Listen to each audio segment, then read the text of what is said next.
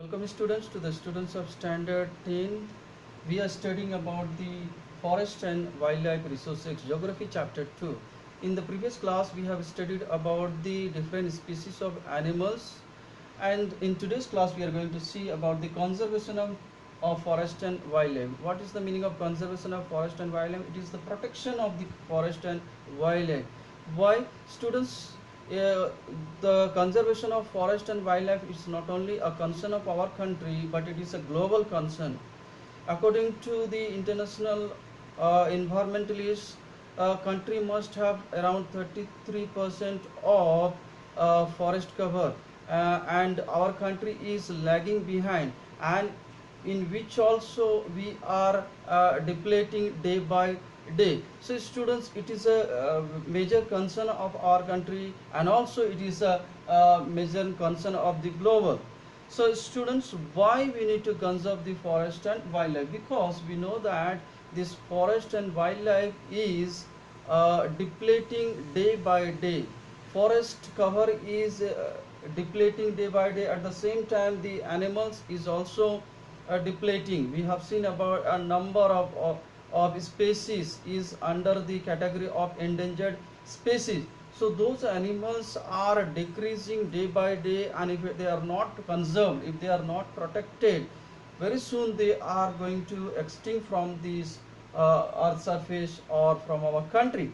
So students, why do we need to conserve forest and wildlife?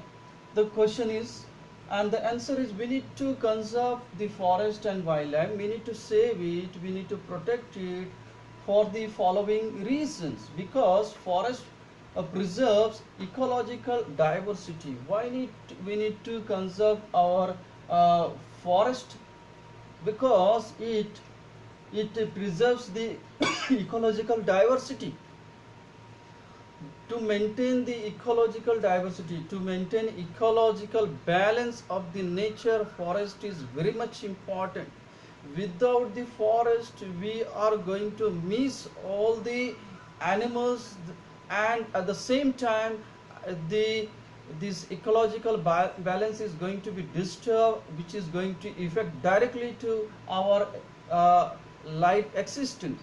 Therefore, to maintain this ecological balance in the nature, we need to conserve, we need to preserve the forest. The second reason, our life support system, water, air and soil. Why we need to conserve the forest? We need to conserve forest because it preserves our life support system like water, air and soil. Without the forest cover, without the vegetations, the life supporting system, the system that supports our life, water, air and soil, these are the life supporting system. With the help of these things, our life exists on this earth, and without these things our life is not possible on this earth. Therefore, forest or the vegetations, they preserve this water, air and soil. We know that if there is no forest, the the water resource is going to reduce day by day. The rain is going to stop, there won't be rain, the rain is decreasing, and the water level, underground water, that is also decreasing. And so we need to protect the forest, we need to preserve the forest, so that we may continuously get this life supporting system like water, air and soil. The next is, why we need to conserve the forest? We need to conserve forest because forest preserves genetic diversity of plants and animals, which generates better breeding. Because of the help of the forest, the genetic diversity, the different species of animals, they are preserved, they are protected, and they create the breeding grounds. So therefore we need to preserve the forest. So students, we are moving to the next is Indian Wildlife Protection Act 1960 and 1917. So to protect this wildlife, Indian government has taken many steps, and in 1960s and 70s government started different wildlife protection act to protect the wildlife, to protect the endangered species of animals. Government started these different acts in 1960s and 1970s. The main purpose of these acts, to start this act, the main purpose was protecting the endangered species, example tiger, one-horned rhinos, hangul, Asiatic lion, etc. A number of endangered species are found in India and they are depleting day by day. They are endangered species, and if not protected they are going to finish from the earth's surface, and therefore government in the year 1960s and 1970s they started different wildlife protection act to save these endangered species of animals. The provision for protecting endangered species and their habitats. Okay, the government has taken different steps to protect the endangered species and their habitat. So, according to that provisions, what are the steps, what are the provisions has been taken for the preservation or for the protection of this endangered species of animals? Number one, hunting was banned. Government has banned the hunting of animals. Second, legal protection was given to the habitat. So legal protection, government started giving the legal protection to the animal habitats, to the national parks or bioreserves. So government gave the legal protection to those animal habitat. And the third number, trade in wildlife was restricted. Trade in wildlife, for example, poaching of animal skin and bones and horns. So trade on wildlife, killing and selling the animals for their skin, for their horns, for their bones. This trade on wildlife was strictly banned by the Indian government. Next, reserve, res, reserval projects. Several projects to protect endangered species were implemented. At the same time, several projects to protect the endangered species of animals were started. Different projects, for example, Project Tiger, Project One-Horned Rhinos, Asiatic animals, hanguls, and dolphins.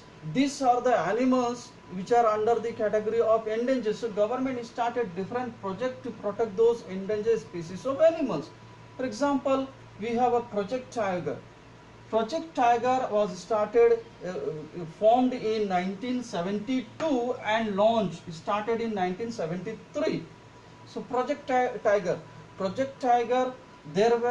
there are 50 tiger reserves in India under this Project Tiger to save the tigers. Tiger is one of the wonderful animal of our country, and they are depleting. Their numbers have decreased constantly, and therefore to protect the tigers, government formed a Project Tiger in the 1972 and launched in 1973. Under this Project Tiger, government built 50 tiger reserves in India, covering around 50,000 square kilometer, which is spread in 50,000 square kilometer in different part of the country, India.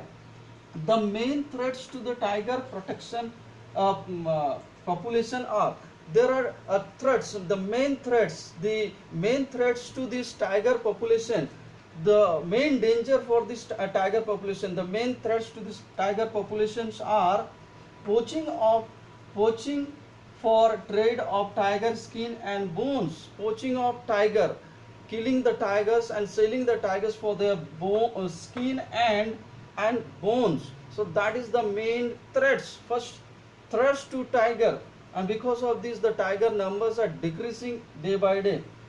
Next one is shrinking habitat, tiger habitats, because of the deforestation, because of the urbanizations and people's acquisition of the forest areas for living.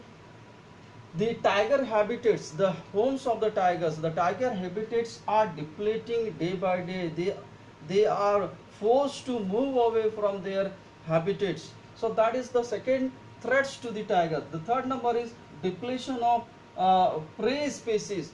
The prey for the tigers, the small animals, which are the prey for the tigers, they are depleting. As a result, tigers, they are lacking their prey, their foods. So that is the another threat for the tiger species. And the next is fourth number is growing human population. That is the main and the main threats to the tiger population. The population of human being is increasing. As a result, uh, people are cutting down the forest, and they are building their houses, urbanization, and construction of the dams, and these are the things. The main threats to the tiger population is the population increase, human population increase. So these are the threats to the tiger.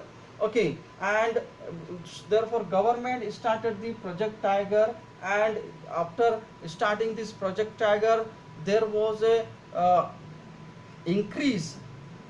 A few numbers of tigers were increased, but then again the tigers till 1990s, the tigers population started again decreasing because of the illegal poaching of the tigers for their skin and bone. So students, this is the conservation of forest and wildlife. For this we need to conserve our forest and wildlife, because they are very much important part of our ecological balance, and without which our life is not possible on this earth. And therefore we need to save the forest and wildlife. So students, today we have learned about the conservation of forest and wildlife, why we need to conserve the forest, and what are the action that government has taken for the protection of wildlife, and the different acts started by the government. So that's all for today's class, and thank you very much.